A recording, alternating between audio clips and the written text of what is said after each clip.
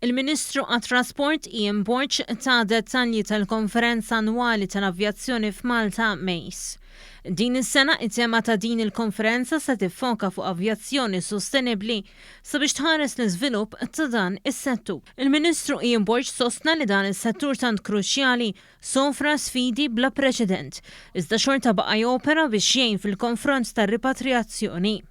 Saħaq ukoll li issa wasal iż-żmien biex din id-determinazzjoni titpatta lura. Din il-konferenza ser tkompli tesponi b'mod pożittiv is-settur tal-avjazzjoni li huwa settur importanti ħafna f'pajjiżna, settur li jħaddem ħafna nies, forsi ħut jaħsbu li l-avjazzjoni huwa biss meta wieħed isifer, l-avjazzjoni huwa mod ta' kif inkomplu nżommu lil pajjiżna li huwa gżira konness ma' oħrajn. Din se tkun it-tieni konferenza ta' Mejs fejn se toffri pjattaforma virtwali għal partijiet kollha involuti ta' dan is-settur u mistennija tagħti tifsira ġdida għal sostenibilità. Kummenti ma' One News il-kofondatur ta' Mejs spjega l-importanza tal-avjazzjoni sostenibbli. Tfisser ukoll speċjalment kif qed naraw f'dan iż-żminijiet airlines jifqu